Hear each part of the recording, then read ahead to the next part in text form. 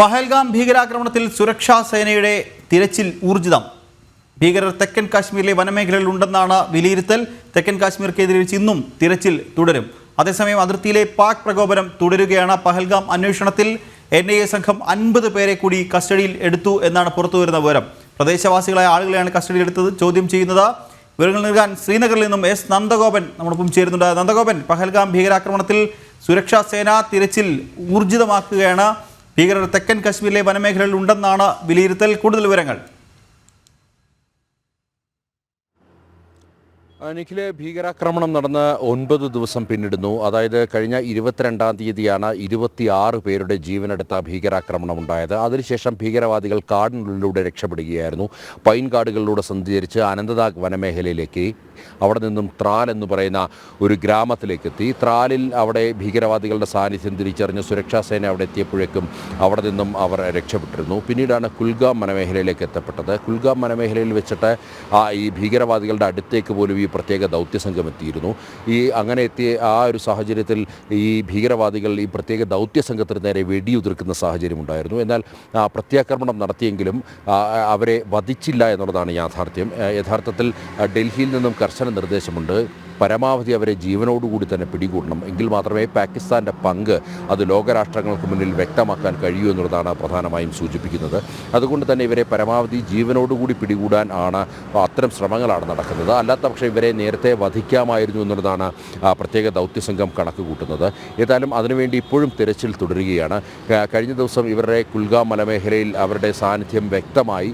അതുകൊണ്ട് തന്നെ അവർ അവിടെ ഏതാണ്ട് 30 കിലോമീറ്റർ വരുന്ന ഈ ഒരു മലനിരകൾ അത് പൂർണ്ണമായും ബന്ദോസ് ചെയ്തുകൊണ്ടുള്ള സെർച്ചിങ് ഓപ്പറേഷൻ അതിപ്പോഴും പുരോഗമിക്കുകയാണ്. ഡ്രോണിൻ്റെ സഹായമുണ്ട്. അതേപോലെ തന്നെ ഡോഗ് സ്ക്വാഡിൻ്റെ സഹായം അടക്കം ഉപയോഗിച്ചുകൊണ്ടുള്ള തെരച്ചിൽ പ്രക്രിയകളാണ് നടക്കുന്നത്. അതേസമയം ഇവരുടെ ദിശാസൂചികൾ, ചൈനീസ് നിർമ്മിത ദിശാസൂചികൾ, നാവിഗേഷൻ എക്യുപ്മെൻറ്റ്സ് അവരുടെ കയ്യിലുണ്ട്. മാത്രമല്ല സാറ്റലൈറ്റ് ഫോൺ, ചൈന നിർമ്മിത സാറ്റലൈറ്റ് ഫോണുണ്ട്. ഇതൊക്കെയാണ് അവർക്ക് സഞ്ചാരപാത കാട്ടുന്നത്. അതുകൊണ്ട് തന്നെ അവർ കൂടുതൽ മേഖലയിലേക്ക് കടക്കുവാനുള്ള സാധ്യതയും ഈ അന്വേഷണ സംഘം തള്ളിക്കളയുന്നില്ല. ജമ്മു മേഖലയിലേക്ക് കടക്കുവാൻ വേണ്ടിയുള്ള നീക്കമാണ് ഭീകരർ നടത്തുന്നത് എന്നുള്ളതാണ് രഹസ്യാന്വേഷണ വിഭാഗത്തിന് ലഭിച്ച റിപ്പോർട്ടുകൾ. അതിൻ്റെ അടിസ്ഥാനത്തിൽ ഈ മേഖലകളിലൊക്കെ തന്നെ കർശനമായ പരിശോധനയും സുരക്ഷയുമൊക്കെയാണ് ഒരുക്കിയിരിക്കുന്നത്.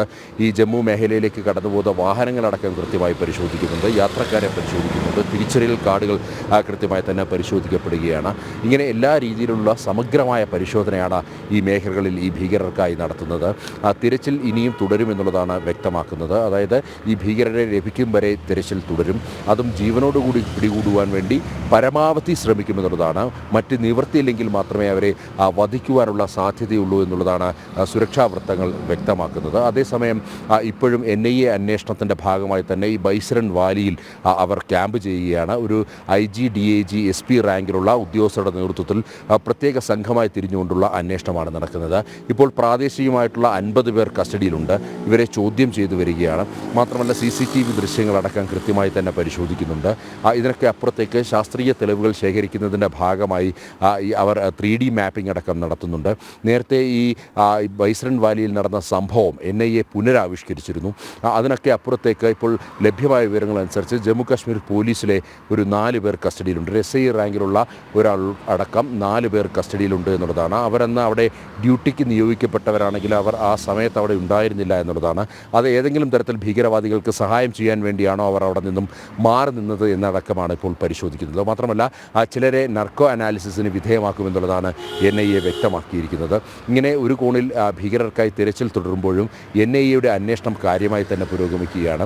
മാത്രമല്ല അടുത്തിടെ ചില ദൃശ്യങ്ങൾ, അതായത് ഈ സംഭവത്തിന് ശേഷം നിരവധി ദൃശ്യങ്ങൾ സാമൂഹ്യ മാധ്യമങ്ങളിൽ പരക്കുന്നുണ്ട്. ഈ ദൃശ്യങ്ങൾ യഥാർത്ഥ ദൃശ്യങ്ങളാണോ എന്നുള്ളത് ശാസ്ത്രീയമായി NIAക്ക് പരിശോധിക്കേണ്ടതുണ്ട്. അത്തരം നടപടികളും പുരോഗമിക്കുകയാണ്.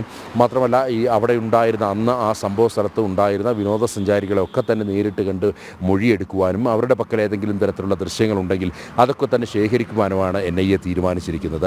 അതാത് സംസ്ഥാനങ്ങളിലെ NIA ടീമുകളോട്, NIA അംഗങ്ങളോട് അത് സംബന്ധിച്ചിട്ട് വിവരങ്ങൾ തിരക്കുവാനും ഇവരെ നേരിൽ കണ്ട് ഇത്തരം ദൃശ്യങ്ങളടക്കം ശേഖരിക്കുവാൻ വേണ്ടിയുള്ള നിർദ്ദേശമാണ് ഇപ്പോൾ നിലവിൽ NIA നൽകിയിരിക്കുന്നത്. അതേസമയം അതിർത്തിയിൽ പ്രകോപനം, പാകിസ്ഥാൻ്റെ പ്രകോപനം തുടരുകയാണ്.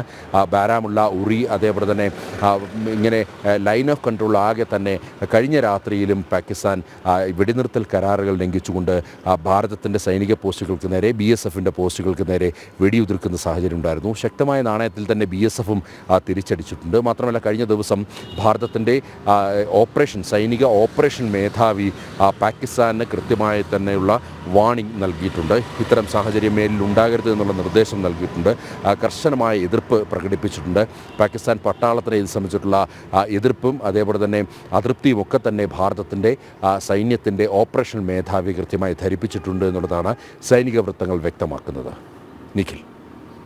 ശരി നന്ദഗോപൻ, എന്തായാലും പഹൽഗാം ഭീകരാക്രമണത്തിൽ സുരക്ഷാ സേനയുടെ തിരച്ചിൽ അത് ഊർജിതമായി നടക്കുകയാണ്. ഭീകരർ തെക്കൻ കാശ്മീരിലെ വനമേഖലകളിലുണ്ട് എന്നാണ് വിലയിരുത്തൽ. തെക്കൻ കാശ്മീർ കേന്ദ്രീകരിച്ച് ഇന്നും തിരച്ചിൽ തുടരും. അതേസമയം അതിർത്തിയിലെ പാക് പ്രകോപനം തുടരുകയാണ്. പഹൽഗാം അന്വേഷണത്തിൽ NIA സംഘം 50 പേരെ കൂടി കസ്റ്റഡിയിലെടുത്തു എന്നാണ് പുറത്തുവരുന്ന വിവരങ്ങൾ നൽകുകയായിരുന്നു ശ്രീനഗറിൽ നിന്നും S. നന്ദഗോപൻ.